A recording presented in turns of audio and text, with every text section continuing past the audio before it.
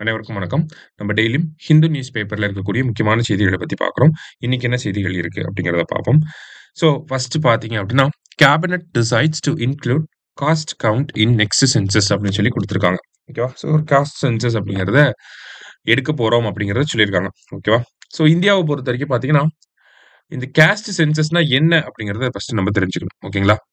ஒரு ஒரு தேசிய அளவிலயோ, இல்ல ஒரு மாநில அளவிலயோ, இல்ல ஒரு குறிப்பிட்ட பகுதியில இருக்கக்கூடிய ஜாதிகள கணக்கெடுக்கணும். சரிங்களா? ஜாதிகள கணக்கெடுத்து, ஒவ்வொரு ஜாதியிலயும் எவ்வளவு மக்கள் வந்து இருக்காங்க அப்படிங்கிறத ஐடென்டிஃபை பண்ணி, எவ்வளவு ரிசர்வேஷன் அவங்களுக்கு இருக்கு, அதுல எவ்வளவு பேர் பெனிஃபிட் ஆயிருக்காங்க. இந்த மாரி ஸ்டாட்டிஸ்டிக்கலா ஒரு ஜாதிகள பத்தி நம்ம ஸ்டடி பண்றது தான் காஸ்ட் சென்சஸ் அப்படின்னு சொல்லி சொல்றோம். சரிங்களா? இந்தியாவ பொறுத்தவரைக்கும் இந்த காஸ்ட் சென்சஸ் அப்படிங்கிறத பார்த்தீங்கன்னா, 1931ல கடைசியா எடுத்திருப்பாங்க. ஓகேங்களா? 1931ல தான் பிரிட்டிஷ் அரசாங்கம் இருக்கப்ப எடுத்திருப்பாங்க. அதுக்கப்புறமா 1951ல இருந்து என்ன பண்றோம்? இண்டிபெண்டன்ஸ்க்கு அப்புறத்துல இருந்து நம்ம என்ன பண்றோம் அப்படின்னா, ஒன்லி எஸ்சி, எஸ்டி டேட்டா மட்டும் தான் நம்ம எடுத்துட்டு இருக்கோம். சரிங்களா?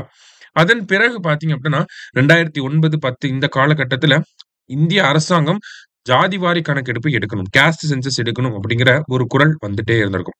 அதனால இந்திய அரசாங்கம் என்ன பண்ணியிருப்பாங்க அப்படின்னா, 2011 சென்சஸ்ல நமக்கு ஒரு சோசியோ எக்கனாமிக் காஸ்ட் சென்சஸ் அப்படிங்கிறத ஸ்டார்ட் பண்ணியிருப்பாங்க. ஆனா ஆக்சுவலி இது ஒரு சர்வே பேஸ்டா தான் இருந்திருக்கும். ஓகேங்களா? இந்த சோசியோ எக்கனாமிக் காஸ்ட் சென்சஸ் அப்படிங்கிறது நெறைய டிஸ்கிரிபன்சிஸ் வந்து இருந்துச்சு. ஓகேங்களா? நெறைய டேட்டா மிஸ்மேட்ச் வந்து இருந்துச்சு. லைக் பார்த்தீங்கன்னா, 1931ல எடுத்த காஸ்ட் சென்சஸ் படி இந்தியாவுல கிட்டத்தட்ட 4300 ஜாதிகள் வந்து இருந்துச்சு. ஆனா 2011ல எடுத்த சோசியோ எக்கனாமிக் காஸ்ட் சென்சஸ் படி பார்க்கிறப்ப, இந்தியாவுல 46,00,000 ஜாதிகள் இருக்கிறதாக சொல்லியிருந்திருப்பாங்க. ஓகேங்களா? அப்ப இதுல ஏதோ ஒரு மெத்தடாலஜி ஃபெயிலியர் வந்து இருந்துச்சு. அதனால மத்திய அரசாங்கம் இந்த சோசியோ எக்கனாமிக் காஸ்ட் சென்சஸோட இந்த சர்வேயோட ரிப்போர்ட்ட வெளியிடவே இல்ல. ஓகேங்களா? ரிலீஸ் பண்ணாமயே விட்டுட்டாங்க. அதுக்கு அப்புறத்துல இருந்தே பார்த்தீங்கன்னா, நெறைய கோரிக்கைகள் ஜாதிவாரி கணக்கெடுப்பு எடுக்கணும் அப்படின்னு சொல்லி 2015ல பார்த்தீங்கன்னா, கர்நாடகா எடுத்திருப்பாங்க. ஆனா அவங்களுமே டேட்டாவ வெளியிட்டிருக்க மாட்டாங்க.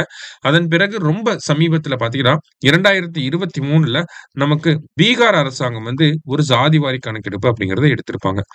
பீகார பொறுத்தவரைக்கும் பார்த்தீங்கன்னா, பீகாருக்கு அப்புறமா தெலுங்கானா, ராஜஸ்தான் போன்ற மாநிலங்களும் ஜாதிவாரி கணக்கெடுப்பு அப்படிங்கிறத எடுத்திருப்பாங்க.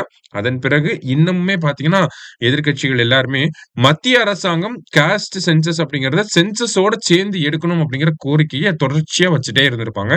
அதனால இப்ப கேபினட் மீட்டிங்ல நேத்து நடந்த கேபினட் மீட்டிங்ல என்ன முடிவு எடுத்திருக்காங்க அப்படின்னு பார்த்தீங்கன்னா, ஆ நமக்கு சென்சஸ் எடுக்கிறப்பயே அதோட சேர்ந்து காஸ்ட் சென்சஸும் எடுத்துறலாம் அப்படிங்கிற ஒரு முடிவுக்கு ஒரு வழியா வந்திருக்காங்க. சரியா?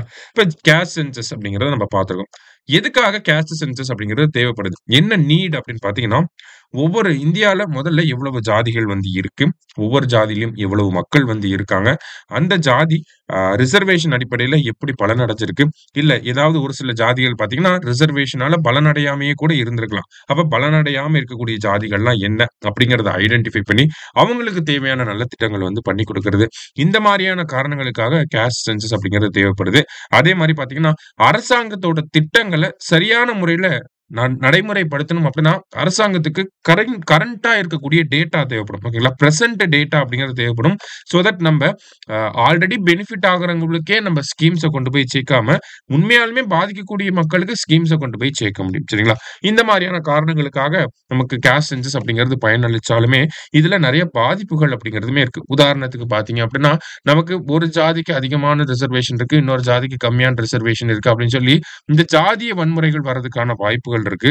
ஒரு ஜாதி வந்து பார்த்தீங்கன்னா, நாங்க தான் அதிகமான பாப்புலேஷன்ல இருக்கோம். நீங்க கம்மியான பாப்புலேஷன்ல இருக்கீங்க. அப்படிங்கிற மாதிரியான ஜாதிய வன்முறைகள் வர மாதிரியான வாய்ப்புகள் அப்படிங்கிறது இருக்கு. இன்னும் பார்த்தீங்க அப்படின்னா, நமக்கு அரசியல் அப்படிங்கிறது இந்த காஸ்ட் பேஸ்ட் பாலிடிக்ஸ் அப்படிங்கிறது வரதுக்கு கூட வாய்ப்புகள் இருக்கு. ஜாதிவாரி வன்முறைகள் வரதுக்குமே வாய்ப்புகள் இருக்கு. எல்லாமே வாய்ப்புகள் தான் இருக்கு. ஆனா எதுவுமே வந்த மாதிரி நமக்கு தெரியல. உதாரணத்துக்கு 2023ல பீகார்ல காஸ்ட் சென்சஸ் எடுத்தாங்க. அந்த காஸ்ட் சென்சஸ பேஸ் பண்ணி பார்த்தீங்கன்னா, என்ன பண்ணியிருப்பாங்கன்னா, உத் ஆ ரிசர்வேஷன் அப்படிங்கிறத மாத்தி அமைச்சிருப்பாங்க. சரிங்களா? இருந்தாலுமே பீகார்ல ஏதாவது காஸ்ட் ரிலேட்டடான வயலன்ஸ் பெரிய அளவுல வந்துச்சா அப்படின்னு பார்த்தா, அந்த அளவுக்கு எதுவுமே ரிப்போர்ட் ஆகல. அப்ப ஜாதிவாரி கணக்கெடுப்பு எடுக்கிறனால நமக்கு ஜாதிய வன்முறைகள் வரும் அப்படிங்கிறது ஏறக்குறைய ஒரு பாசிபிலிட்டி தானே ஒழிய, கட்டாயம் வரும் அப்படிங்கிறத நம்மனால சொல்ல முடியாது. இதெல்லாம் வந்து ஜாதிவாரி கணக்கெடுப்புனா என்ன? அதனுடைய வரலாறு என்ன? எதுக்காக நமக்கு தேவைப்படுது? என்ன பாசிட்டிவ்ஸ், என்ன நெகட்டிவ்ஸ்லாம் இருக்கு அப்படிங்கிறத நம்ம பார்த்தோம். இப்போ பீகார் அரசாங்கம் எடுத்திருக்காங்க. கர்நாடகா ட்ரை பண்ணியிருக்காங்க. தெலுங்கானா ட்ரை பண்ணியிருக்காங்க. ஏன் தமிழ்நாடு அரசாங்கம் இத ட்ரை பண்ணல? ஏன் தமிழ்நாடு அரசாங்கம் ஜாதிவாரி கணக்கெடுப்பை எடுக்கல? அப்படிங்கிற ஒரு கேள்வி. அந்த கேள்விக்கான பதிலையும் தமிழக அரசாங்கமே போன வருஷம் சட்டமன்றத்துல சொல்லியிருப்பாங்க. அதாவது ஜூன் 26, 2024 சரிங்களா? ஜூன் 26, 2024ல என்ன நடந்திருக்கும் அப்படின்னா, தமிழக அரசாங்கம் ஜாதிவாரி கணக்கெடுப்ப மத்திய அரசாங்கம் எடுக்கணும் அப்படின்னு சொல்லி ஒரு தீர்மானத்த கொண்டு வந்திருப்பாங்க. அந்த தீர்மானத்துல ஜாதிவாரி கணக்கெடுப்பை ஏன் தமிழக அரசாங்கம் நடத்த முடியாது? எதனால மத்திய அரசாங்கம் தான் அத நடத்தணும் அப்படிங்கிறத தெளிவா சொல்லியிருப்பாங்க. எதனால அப்படின்னு பார்த்தீங்கன்னா, இப்ப ஜாதிவாரி கணக்கெடுப்பு அப்படிங்கிறது நமக்கு பொதுவா பார்த்தீங்க அப்படின்னா, நமக்கு ஒரு சென்சஸ் அப்படிங்கிறத நம்ம கேஸ்ட் சென்சஸ்ன்னு சொல்றோம் இல்லையா? இந்த சென்சஸ் அப்படிங்கிறத யார் எடுக்கக்கூடிய அதிகாரம் இருக்கு அப்படின்னா, மத்திய அரசாங்கத்துக்கு தான். சென்ட்ரல் கவர்ன்மெண்ட் தான் வந்து இந்த சென்சஸ் அப்படிங்கிற ஒரு விஷயத்த எடுக்க முடியும். ஏன் அப்படின்னா, ஆர்டிகிள் 246 ஓட என்ட்ரி 69 என்ன இருக்கு அப்படின்னு பார்த்தீங்கன்னா, சென்சஸ் அப்படிங்கிற வார்த்தை இருக்கு. அப்ப any and all type of senses வந்து நமக்கு சென்ட்ரல் கவர்ன்மெண்ட் தான் எடுக்க முடியும். ஒரு ஸ்டேட் கவர்ன்மெண்ட் எடுத்தாங்க அப்படின்னா, அது கேஸ்ட் சென்சஸா இருக்க முடியாது. கேஸ்ட் சர்வே மட்டும் தான் அவங்கனால எடுக்க முடியும். ஓகேங்களா? இப்ப பீகார்ல கேஸ்ட் சென்சஸ் எடுத்தாங்க அப்படிங்கிறத நம்ம பார்க்குறோம். அது ஆக்சுவலா பார்க்குறப்ப டீப் டவுன் பார்க்குறப்ப அது கேஸ்ட் சென்சஸா இருக்க முடியாது. அது ஒரு சர்வேவாக தான் இருக்க முடியும். ஏன் கேஸ்ட் சென்சஸ மாநில அரசாங்கம் எடுக்க முடியாது அப்படின்னு தமிழக அரசாங்கம் என்ன காரணங்கள் சொன்னாங்க அப்படின்னா, 2 சட்டங்கள் இருக்கு. ஒண்ணு சென்சஸ் ஆக்ட் வந்து இருக்கு. ஓகேங்களா? சென்சஸ் ஆக்ட் 1948 அதனுடைய செக்ஷன் பார்த்தீங்கன்னா செக்ஷன் 3A படி சரிங்களா? 3A படியும், அடுத்தது கலெக்ஷன் ஆஃப் ஸ்டாட்டிஸ்டிக்ஸ் ஆக்ட் அப்படின்னு சொல்லி ஒரு சட்டம் இருக்கு. 2008ல வந்திருக்கும். ஓகேங்களா? கலெக்ஷன் ஆஃப் ஸ்டாட்டிஸ்டிக்ஸ் ஆக்ட் 2008 ஓகேங்களா? இந்த சட்டத்தோட செக்ஷன் 32 படியும் பார்க்கிறப்ப, மாநில அரசாங்கம் ஒரு கேஸ்ட் சென்சஸ் எடுத்தா அது சரியான முறையில நீதிமன்றத்தோட ஒரு அந்த ஸ்க்ரூட்டனிக்கு வந்து ஸ்டாண்ட் ஆகாது. ஓகேங்களா? ஜுடிஷியல் ஸ்க்ரூட்டனிய ஸ்டாண்ட் பண்ண முடியாது.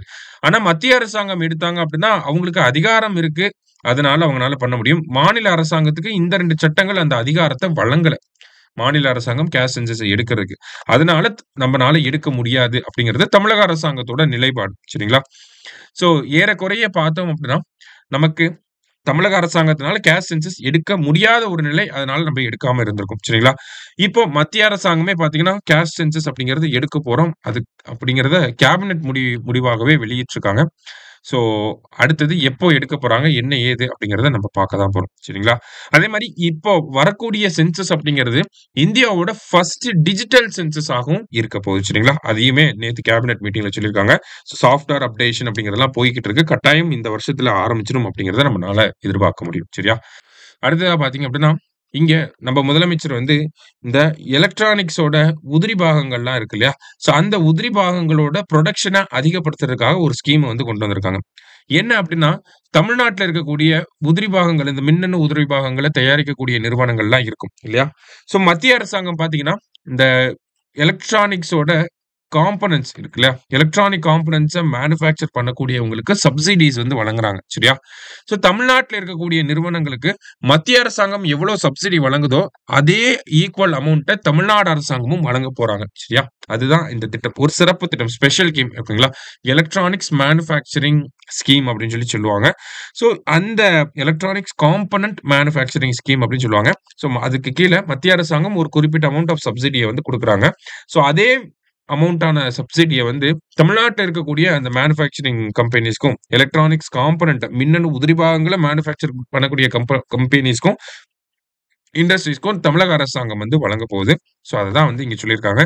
ஸோ நம்ம எலக்ட்ரானிக்ஸ் எக்ஸ்போர்ட் அப்படின்னு பார்க்கிறப்ப இந்தியாவிலேயே டாப் ஸ்டேட் யாருன்னா நம்ம தான். கிட்டத்தட்ட இந்தியாவோட டோட்டல் எக்ஸ்போர்ட்ல 41%, 41.2% வந்து நம்ம தான் பண்றோம். சரிங்களா? அது மட்டும் இல்லாம டோட்டல் நெட் வொர்த் அப்படிங்கிறது பார்த்தீங்கன்னா $14 பில்லியன் வந்து இருக்கு. அதே மாரி இத நம்ம பூஸ்ட் பண்றதுக்காக செமிகண்டக்டர் பாலிசி 2024ல கொண்டு வந்திருப்போம். இந்த மாரி நெறைய விஷயங்கள வந்து பண்ணிக்கிட்டு இருக்கோம். ஸோ அதனுடைய தொடர்ச்சியாக தான் இந்த சப்சிடி வழங்கக்கூடிய திட்டத்தையும் நம்ம கொண்டு வந்திருக்கோம். சரிங்களா? ஸோ இன்றைய செய்தித்தாள்ல இருந்து முக்கிய செய்திகள பார்த்திருக்கோம். நன்றி.